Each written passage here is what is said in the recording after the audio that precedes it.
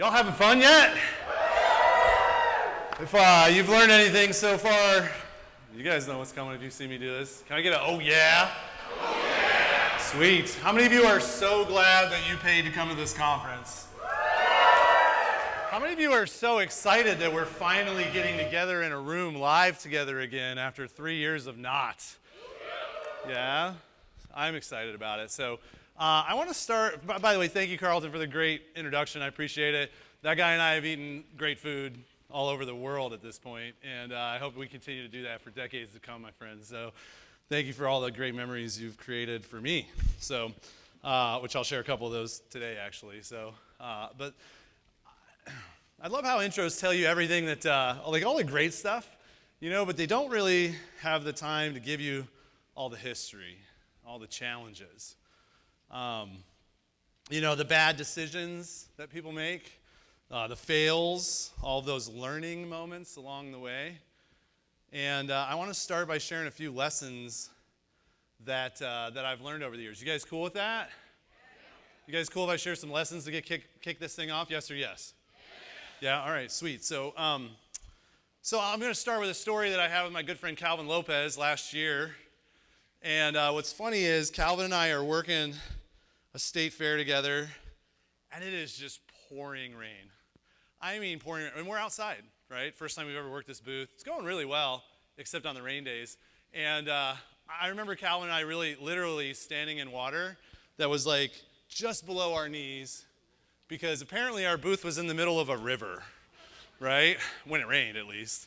And I remember learning a lesson there. I mean, horrible stuff. We're like, you know, literally we're trying to pull down the tent walls because in less than 2 minutes, the storm blows in and it's suddenly pouring rain. It went from sunny and customers buying things to pouring rain, and we're trying to pull down the tent walls, and the wind's blowing so hard it's pulling the tent walls out of our hands. And, you know, my ultimate that's on my table falls on the ground. Sorry, Miles. I hope that Miles Tucker got his block replaced because it fell on the ground. My flatware chest falls on the ground, flatware everywhere. It's like cracked in the back. I'm like, crap. I'm literally just starting the busiest time of the year. This is my first event. And now I have to use this cracked flatware chest the rest of the... Anyways, the lesson I learned there was that I think Cutco should make waiters, guaranteed forever waiters. What do you guys think about that? Right? Yeah, that'd be fun, wouldn't it? I remember a time where I'm standing at the State Fair of Texas, and we used to have a booth across from the DirecTV booth, and they had like 10 TVs set up. And, you know, in our building, it would die off around 6 or 7 o'clock at night, and we'd still have a couple hours left. That's a perfect time for dinner for me. Anybody who works with me or is field trained with me, cross-trained with me, you know that, like, I meal prep. I like to make my own food so that I'm in control of what goes in my body, not the state fair. And I am literally watching TV, and I'm eating my dinner, and I'm really enjoying my dinner. Apparently it's really good, because my wife sends me on the road with great recipes. If anybody's been fed by Amy, you know what I'm talking about. And she, you know, I'm literally just sitting there like enjoying my food. And I remember the next day, I get called into the office, and they say, hey, we just need to let you know, somebody from the booth across from you yesterday called and complained that you were making, I'm going to use the word interesting faces to them while you're in your booth. And I'm like, wait, what? I'm like, yeah. So, and I'm like, oh, crap.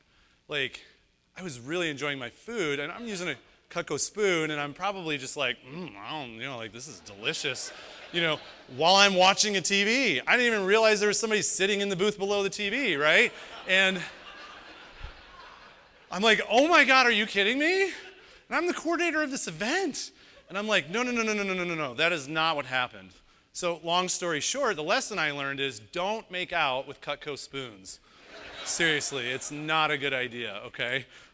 No, but in all seriousness, we all have interesting experiences in life. And in Cutco events, how many of you would agree?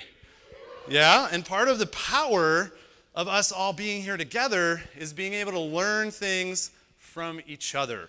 And we don't have, so that we don't have to learn every single thing the hard way.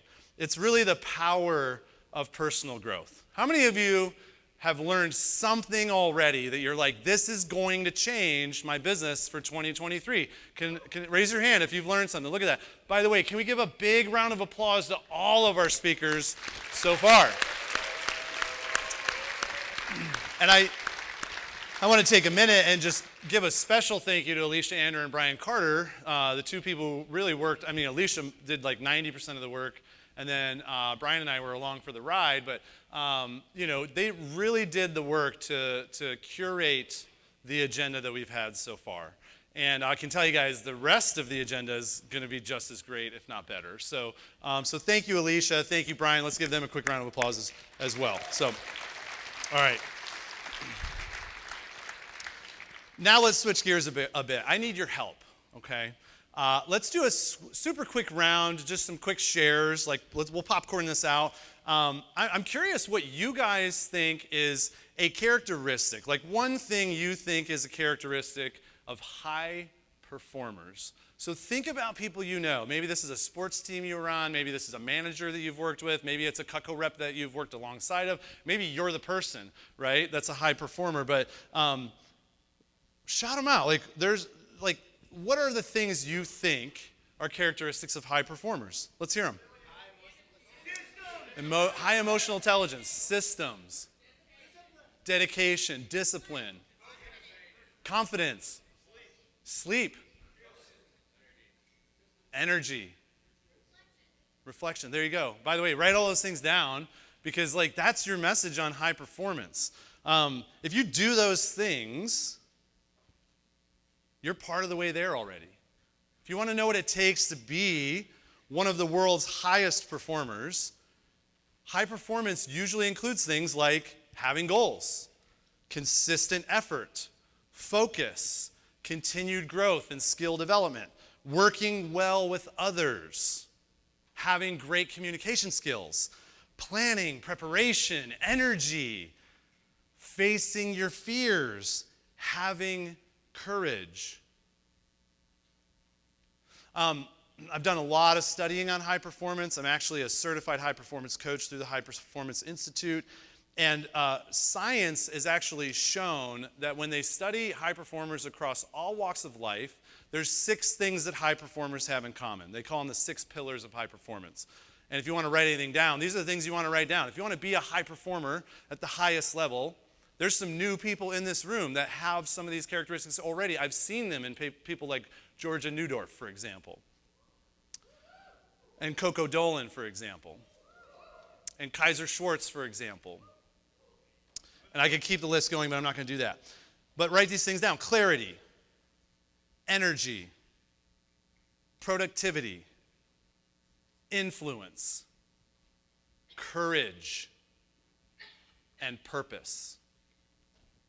If you want to be one of the world's highest performers, which, guys, I'm a firm believer that this room and the people we get to work with selling Cutco, that we are the world's greatest salespeople. I believe it. And if you're with me, let me hear, oh yeah. That's right. But I need level 10 energy out of you guys, right? You're the highest performers. You're the world's greatest salespeople. We have Curtis JQs, people. He's got to be one of the world's greatest salespeople, hands down.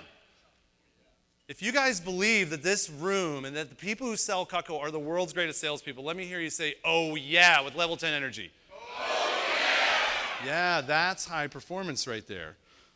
But there's one more thing, and what I'm going to focus on today is the thing that I believe has the biggest impact on any good performance. Whether that's high performance in business, in athletics, in relationships, finances, or really anything else. That one thing is mental toughness. Mental toughness. One thing is for sure, and that is that there is no high performance without mental fortitude. It's the core component of the high performance mindset, fortitude, which basically is just a tough mind with unlimited capacity to deliver under extreme pressure. Think about it. The word fortitude for me reminds me of like a fortress. And the number one thing I see when I'm mentoring and coaching people and really helping people break through the next level is that the most improved area between people who are average and people who are world class is that they do the work to build a mental fortress for themselves. Mental fortitude. And it's not something that you're born with.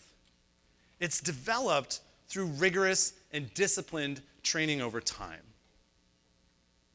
You can tell, for example, how long Seth Kinzer has been practicing his high kicks. Could you guys tell yesterday when he did that high kick? Clearly, he's been working on that skill over the long haul for a very long period of time, right? But that's just one of Seth's skills. But he's so confident in his high kicks that he could do it on command, and it's always consistent. Always.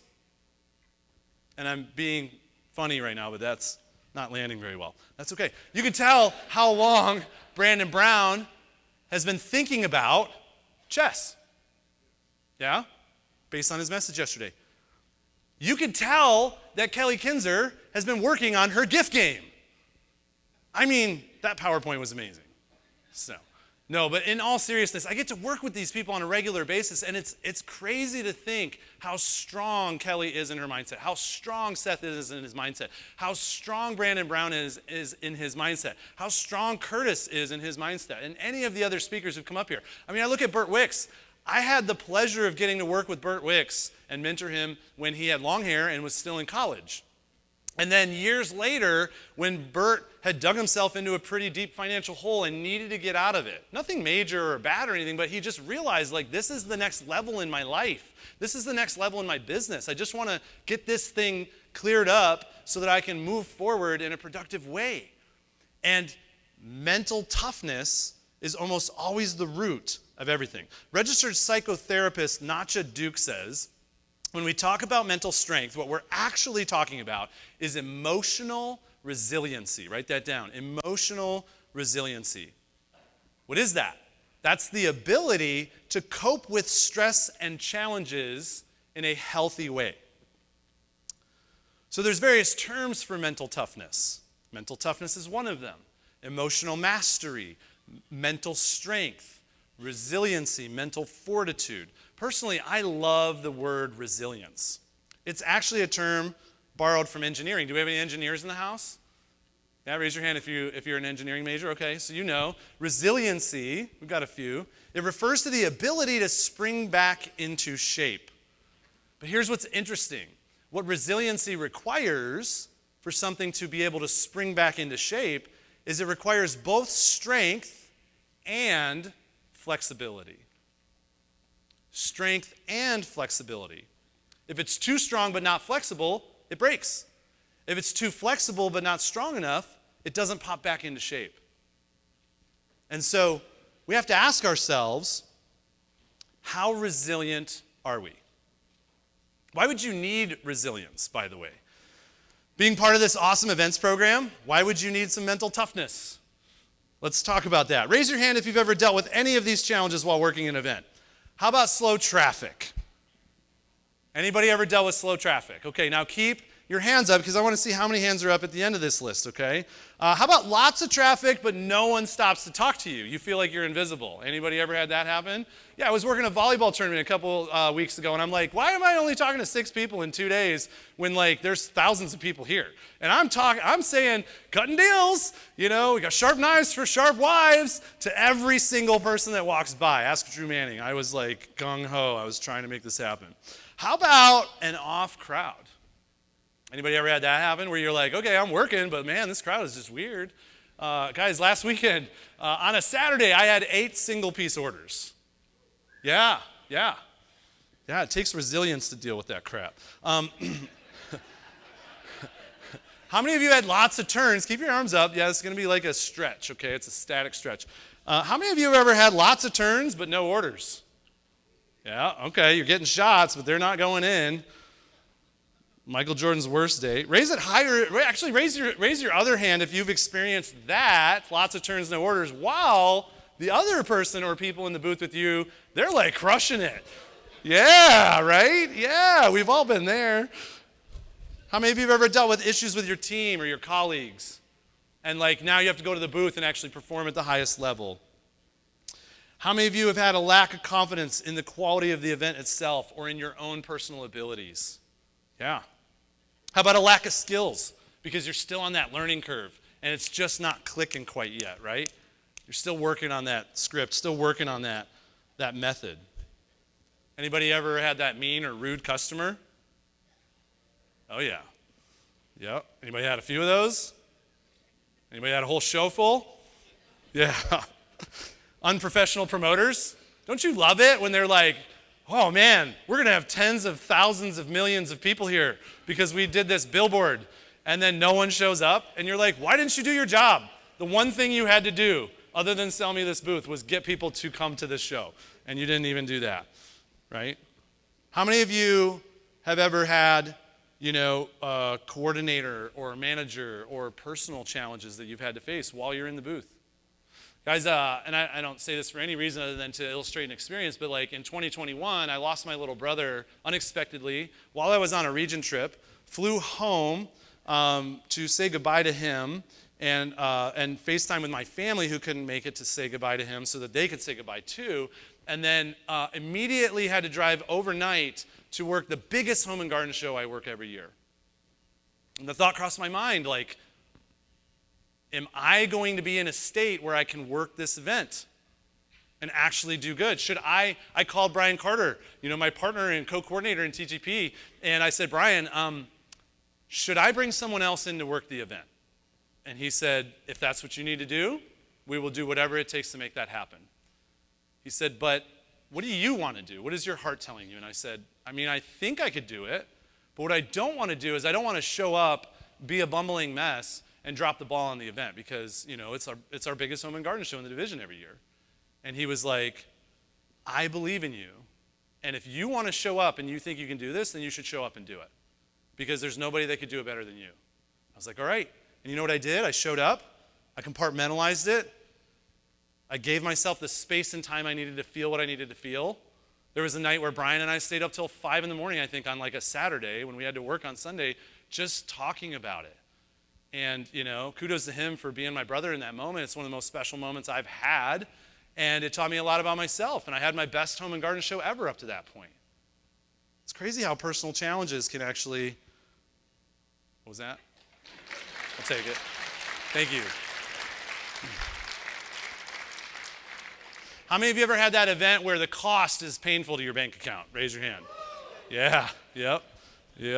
So take a look around, by the way. How many of you have had any of these experiences, let alone multiples? If you've had multiples of these experiences, let's go both up. Look around the room, everybody.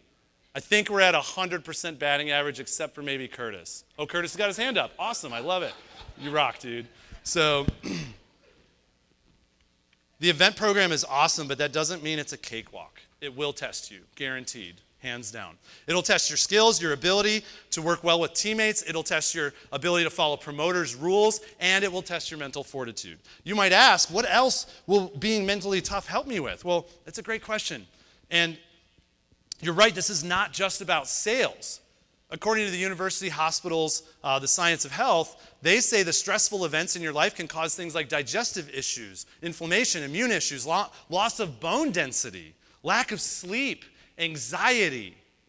But they also say that being mentally tough or effective at dealing with stressful things in your life will also help you avoid those things I just listed, reduce fear of failure, deal with loss, face challenges, and recover quicker. So I think we've all realized by now that there's no such thing as a perfect life without challenges. How many of you agree with that? Let me hear you go, oh yeah. Yeah, exactly, right? No matter what you decide to do, personal or professional things will not always go as you expect or hope they will. It's just reality. It's the human condition. Sometimes you'll be surprised, maybe even disappointed. And how you handle those moments will make all of the difference in your health, in your success, and in your happiness. So, if you're wondering how mentally tough you are, there's actually a test you can take. It's called the M2Q48 tool. It's a scientifically valid and reliable 48-item, high-quality psychometric measure.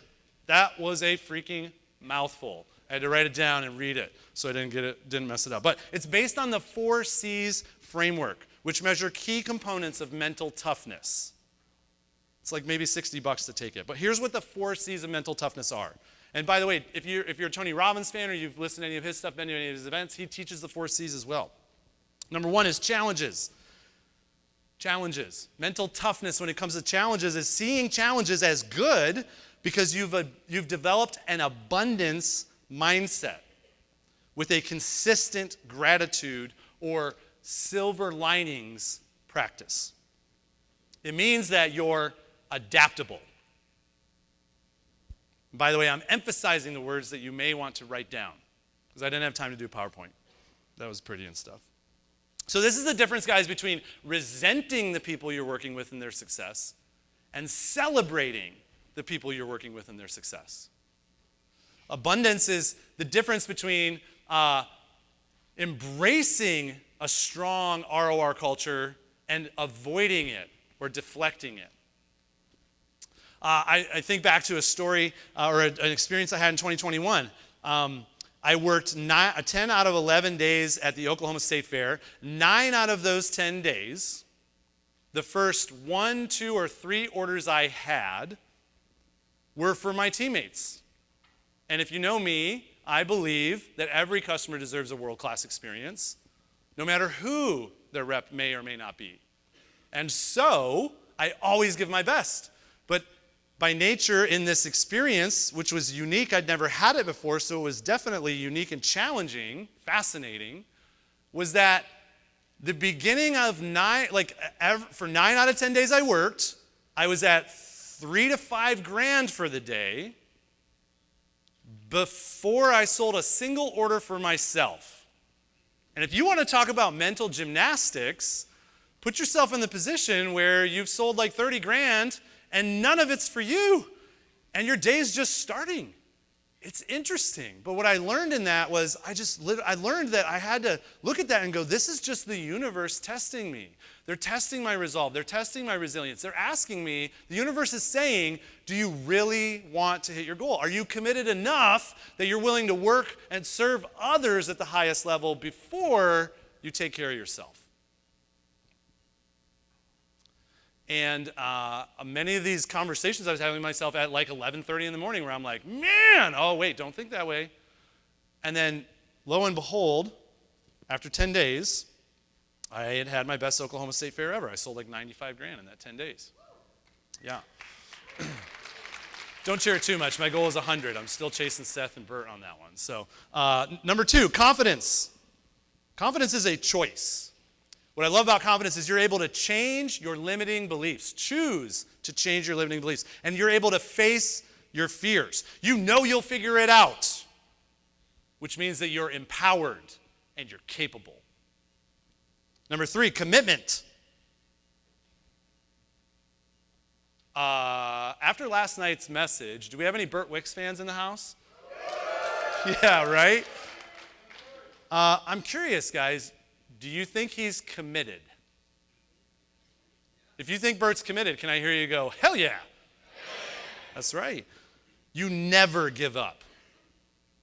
It's fascinating. Like, Bert challenges me to the next level. I love it when the mentee becomes the mentor. It's the highest compliment, I think. And I've had the pleasure and the privilege of working alongside Bert for many days now in a row, over the course of multiple years now.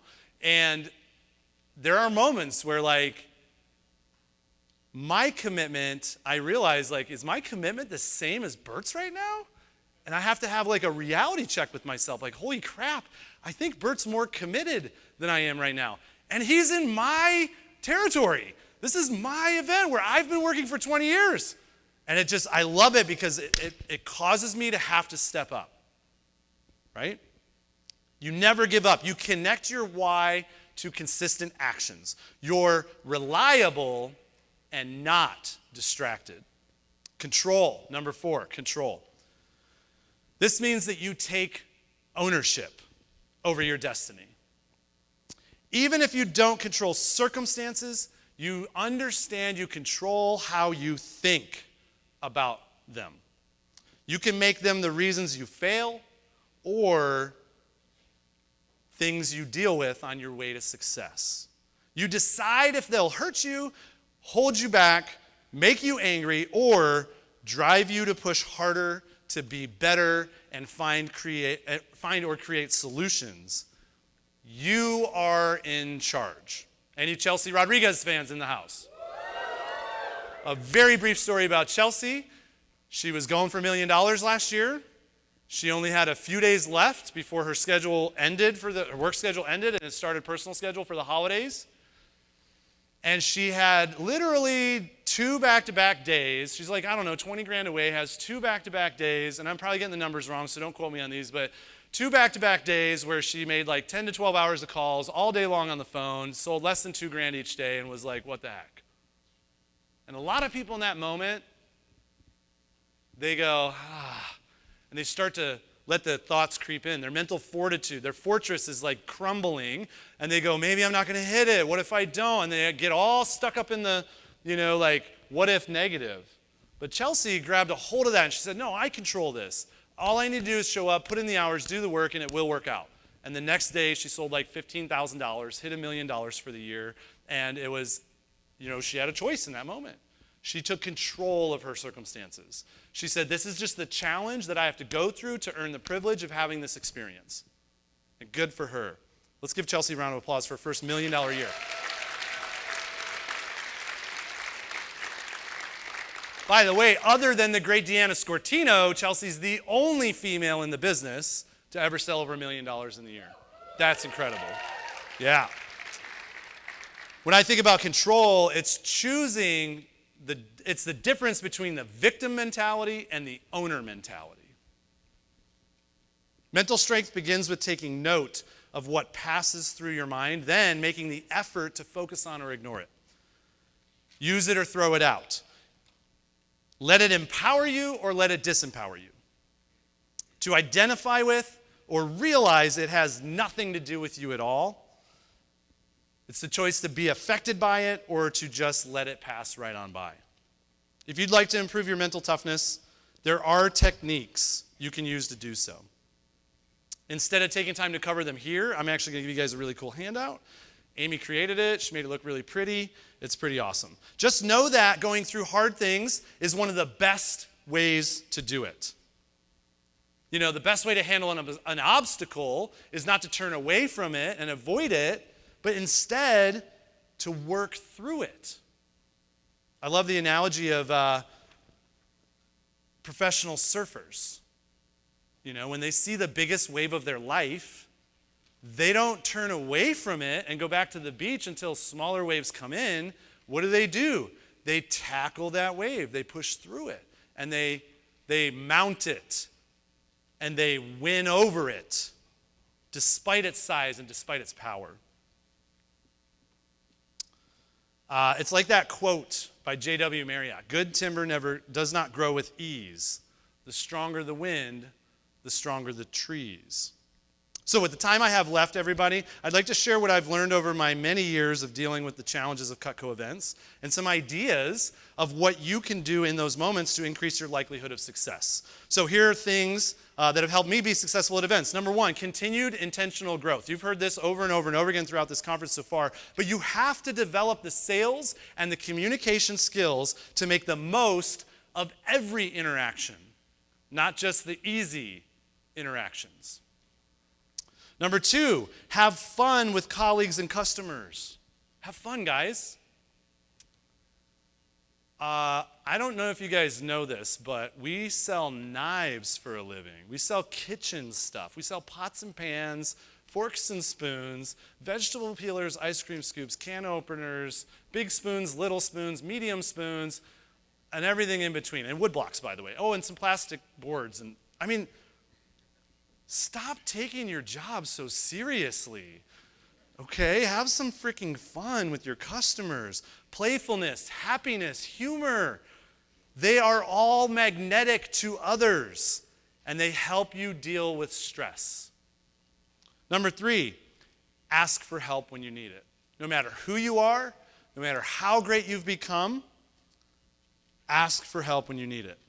You'll find that the people who grow the fastest, who move the farthest, the fastest, are the people who are humble enough, even when they're already great, to step back and go, I need some help. There have been many times where I've asked a teammate for advice on one thing or the other. I remember I was having a bad shift day at a fair that Carlton and I were working. And Carlton was there training. And I just turned around after a customer. I was like, I don't know what the heck is going on. And Kelly used to say to me, Josh, I can tell when you're having a bad day because the whole rest of the booth can feel your bad day. And I'm like, that's interesting. So and then Brian was like, hey, dude, you got to correct that or else we're going to have a talk. And I was like, all right, I'm correcting that. But I remember Carlton in that moment, he just looked at me and goes, dude, you're not being you. He's like, I've trained with you for many days over the course of many years, and like you're trying too hard to be like somebody else. So just be you. And I was like, damn, son. It was the best thing that I could have heard in that moment. He knew exactly what to say in that moment. I was asking him for help. I said, dude, what is going on? What do you see? And he said, just do this. And you know what, next customer, I think I sold an Ultimate Upgrade 2 or something like that. Like textbook, matter of minutes, and I was like, here we go. I'm back, baby. Right? But sometimes even we need help when we're performing at the highest level. Number 4, change your state when you need to. You can do that in just a few seconds by changing your focus, changing your language, or changing your physicality. So focus on what is going well, and what you're grateful for, or what you want, not what you don't like. When it comes to language, use empowering language, both external and internal. Here's some mantras I love. Everything I need is already within me. Progress, not perfection. People love me. People love Cutco. People love buying Cutco from me. Thank you, Luke Mills. I love that. I can't change it. You can't change the past. If you want a really great reminder of that, go to YouTube, search Can't Change It by Hal Elrod. It's an amazing video. You should have it on your playlist. Number 5, or when it comes to physiology, reset routines. Drink water, go for a walk, get out in the sun. If you're struggling, right? I love taking a break. I will go call Amy because she knows how to talk me through things.